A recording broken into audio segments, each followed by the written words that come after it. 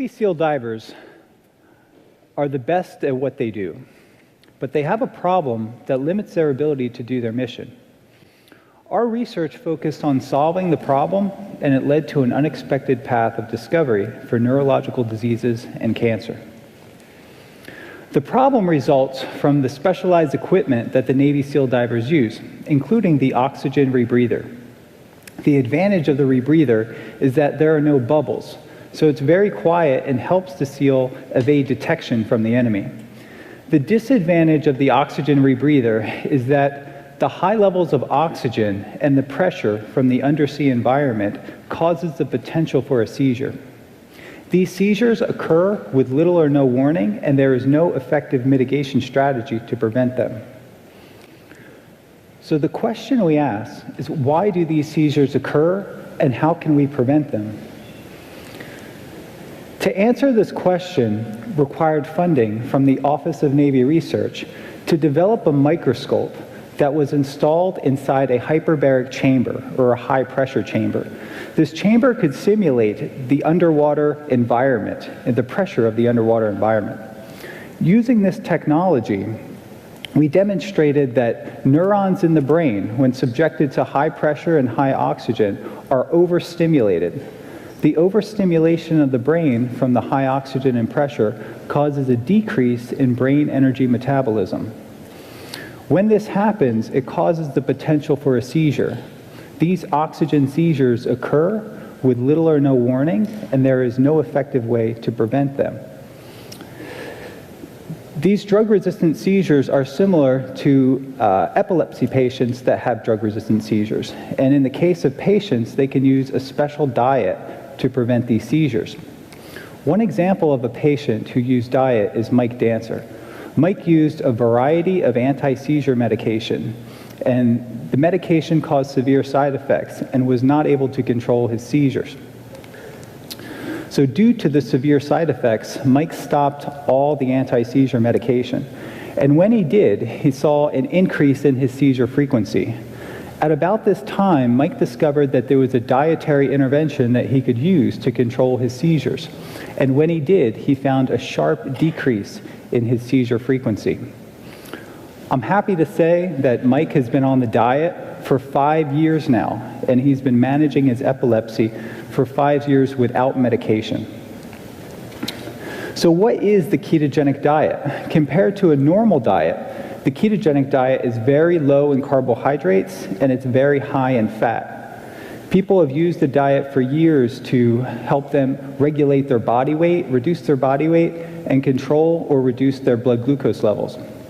But most importantly, the ketogenic diet is proven to control seizures when drugs fail. No organization has done more to educate the public about the therapeutic potential of the ketogenic diet than the Charlie Foundation, started by Hollywood producer Jim Abrams. Jim's son Charlie was stricken with seizures. They were so severe and no amount of drugs could help him. So Jim looked into alternative approaches to manage his son's seizures. And with his research, he discovered that the ketogenic diet was being used at Johns Hopkins Hospital. So it was a treatment that was used specifically for pediatric epilepsy. So Jim took Charlie to Johns Hopkins Hospital, and they worked pretty closely with a dietitian there. And within a short amount of time, Charlie's seizures were under control. And Charlie was actually cured of his epilepsy at Johns Hopkins Hospital with the use of the ketogenic diet. So Charlie is actually off the diet completely today, and he remains seizure-free. The ketogenic diet is effective for a variety of neurological disorders, including glucose transporter type 1 deficiency syndrome.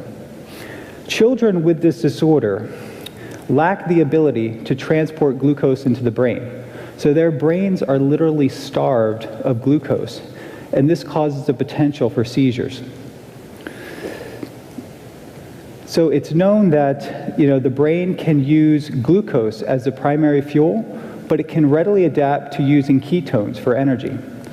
So in this way, the brain is like a hybrid engine, right? So it uses glucose as the primary fuel, but during periods of limited glucose availability, the brain can readily adapt to using this alternative fuel source. So we are exploiting the neuroprotective effects of ketones by developing ketone supplements for the Navy SEAL divers for oxygen seizures. So the advantage of a ketone supplement is that you can circumvent the need for the dietary restriction that's required to elevate and sustain blood levels of ketones. There are many therapeutic applications of ketones because nearly all healthy cells in the body can use ketones for fuel as an alternative energy source. Surprisingly, cancer cells lack the ability to transition from using glucose for fuel to using ketones. So in a way, cancer cells are like damaged hybrid engines. They use large amounts of glucose, much more than healthy cells, and they lack this ability to transition over to an alternative fuel source. So we can say that sugar addiction is really the Achilles heel of cancer cells. This observation inspired me in the lab, and I asked the question. I wondered why very little attention was being given to nutrition to exploit this weakness of cancer cells. So it turns out that the sugar addiction was actually observed over 80 years ago by Otto Warburg. So Otto Warburg did experiments.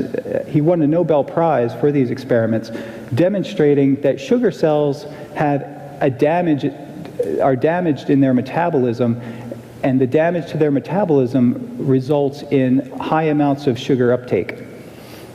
More recently, Thomas Seifert from Boston College has been a pioneer, really, in validating Warburg's hypothesis and proving that cancer is a metabolic disease. In Tom's experiments, he demonstrated that there's a specific, metabolic defect of cancer cells, this glucose dependency, and that we can target that with a variety of non-toxic alternative approaches. Oncologists target this weakness in cancer cells, which is excess glucose consumption, with something called an FDG PET scan. The PET scan actually shows the excess consumption of glucose in cancer cells relative to the healthy tissue surrounding it. So this allows for the imaging of excess glucose consumption that oncologists use, but this information really isn't used to exploit the cancer for a treatment modality. The excess glucose consumption of cancer cells allows them to thrive and proliferate in a low oxygen environment. Another interesting observation that we made in the lab is that high pressures of oxygen are actually damaging to cancer cells. We've demonstrated that when high levels of oxygen are given to cancer cells, that they overproduce oxygen-free radicals. And these are damaging to the cell membrane. At high magnification, we can observe bumps on the surface of the membrane that are indicative of membrane damage. What's most interesting is that the same level of oxygen that damaged the cancer cells was non-toxic to the healthy brain cells. These observations inspired us to test the combination of the ketogenic diet and hyperbaric oxygen in a mouse model of metastatic cancer. The glowing images, or the glowing regions on the screen, show the growth and the spread of metastatic cancer cells. This study demonstrated the therapeutic efficacy of a new, non-toxic alternative approach to cancer management. So what started out as a Navy SEAL project and then led to a promising mitigation strategy for the oxygen seizures in the form of ketone supplements ultimately led us down a path to this unexpected discovery. So the question is, can we manage cancer with non-toxic strategies? I believe that we can. And I've been inspired by a number of seizure patients and cancer patients that have used these alternative methods to manage their incurable diseases. Future treatments and prevention of many diseases may fall back on the ancient wisdom of Hippocrates when he said, "Let food be thy medicine." Thank you.